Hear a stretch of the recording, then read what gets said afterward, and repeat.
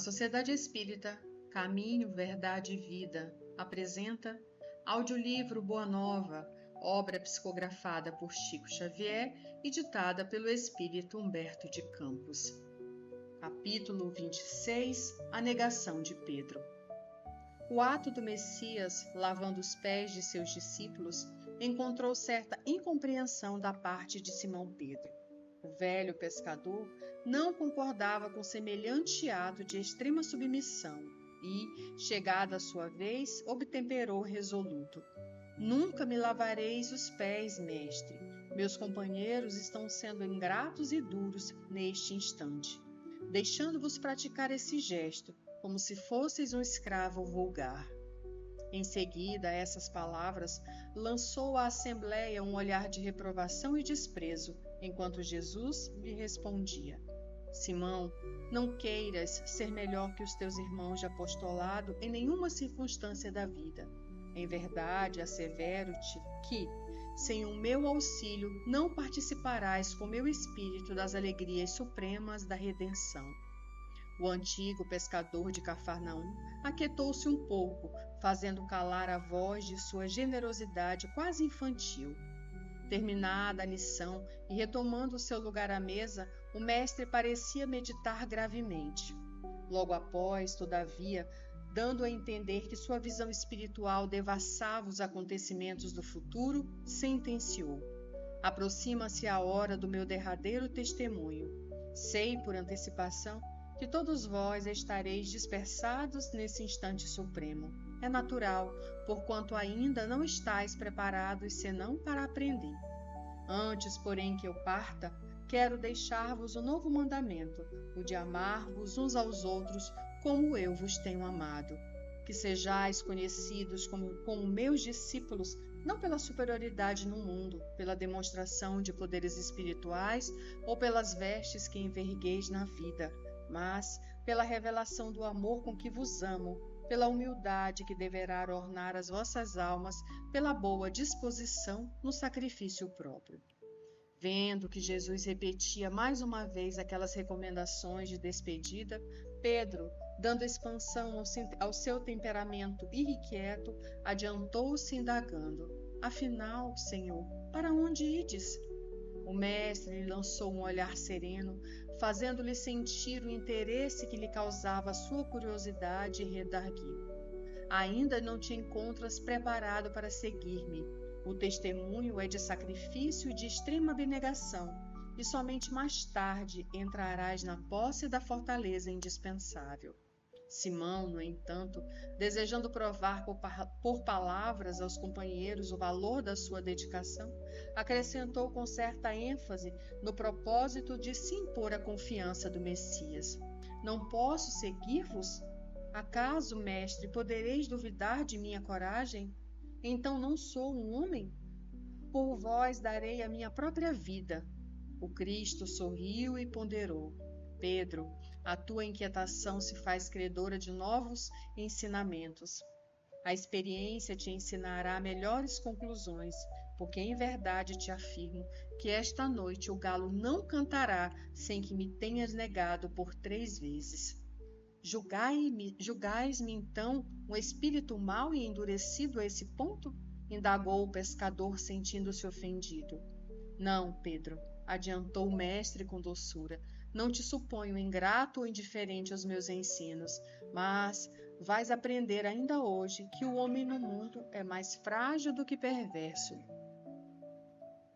Pedro não quis acreditar nas afirmações do Messias e tão logo se verificara a sua prisão no pressuposto de demonstrar o seu desassombro e boa disposição para a defesa do Evangelho do Reino, atacou com a espada um dos servos do sumo sacerdote de Jerusalém, compelindo o mestre a mais severas observações.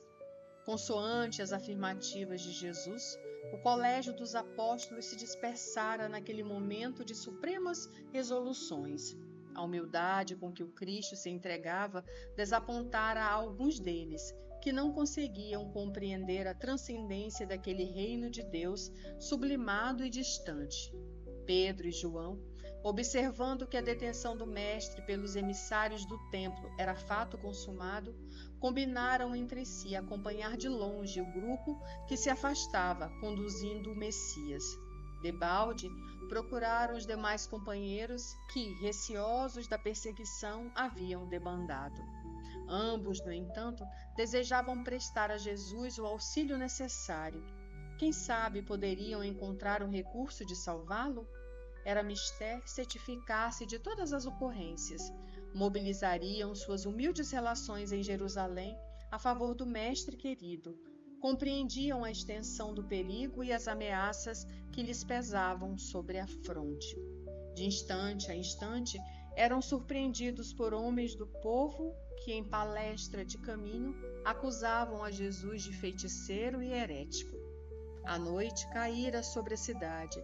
Os 2 discípulos observaram que a expedição de servos e soldados chegava à residência de Caifás, onde o Cristo foi recolhido a uma cela úmida, cujas grades davam para um pátio extenso. O prisioneiro fora trancafiado por entre zombarias e impropérios. Ao grupo reduzido juntava-se agora a massa popular. Então, em pleno alvoroço festivo nas comemorações da Páscoa, o pátio amplo foi invadido por um aluvião de pessoas alegres.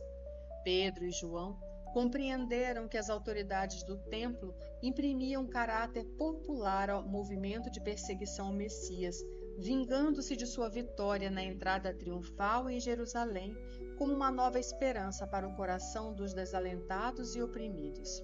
Depois de ligeiro entendimento, o filho de Zebedeu voltou a Betânia, a fim de colocar a mãe de Jesus ao corrente dos fatos, enquanto Pedro se misturava à aglomeração de maneira a observar em que poderia ser útil ao Messias.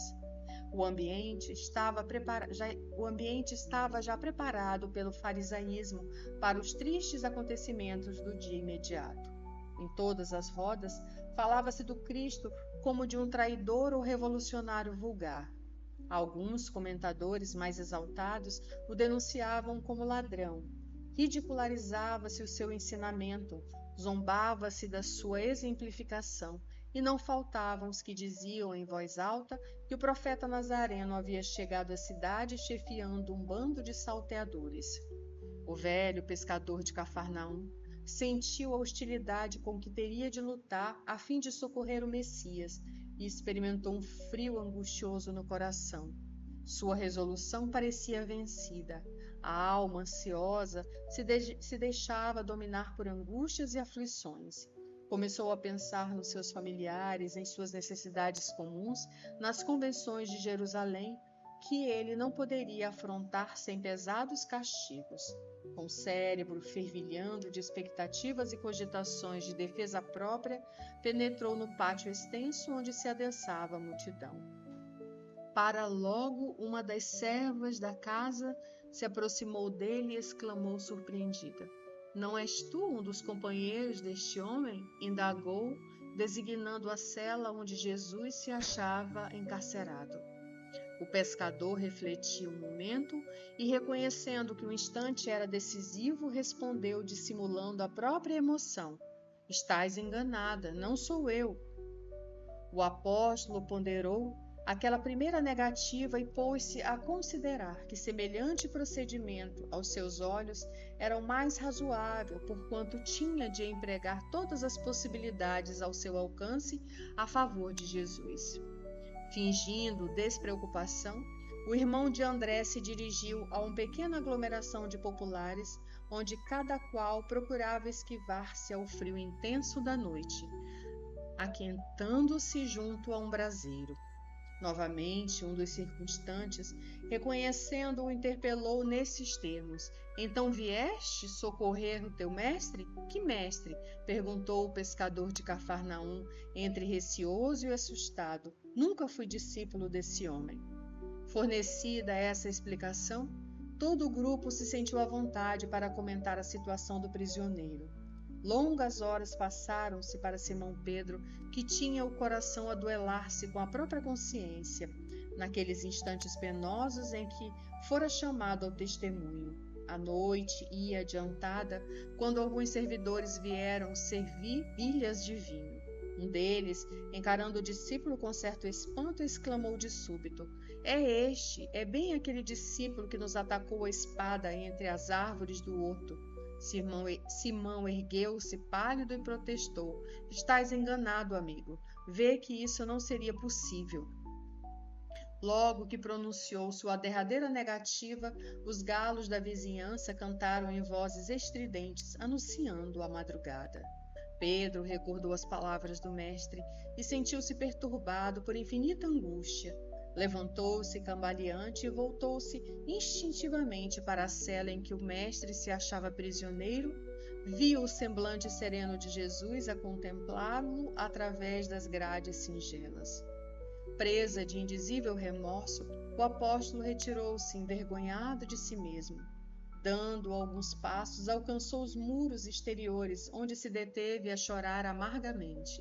Ele, que fora sempre homem ríspido e resoluto, que condenara invariavelmente os transviados da verdade e do bem, que nunca conseguira perdoar as mulheres mais infelizes, ali se encontrava, abatido como uma criança em face de sua própria falta.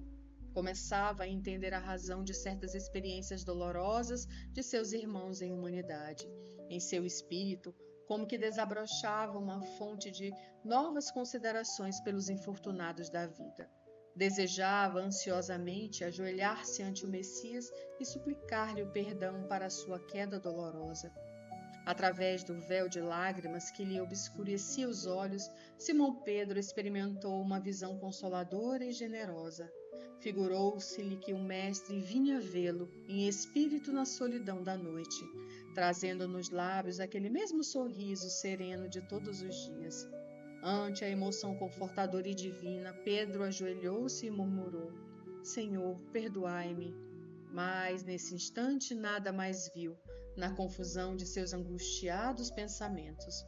Luar alvíssimo enfeitava de luz as vielas desoladas. Foi aí que o antigo pescador refletiu mais austeramente, lembrando as advertências amigas de Jesus, quando lhe dizia: Pedro, o homem do mundo é mais frágil do que perverso.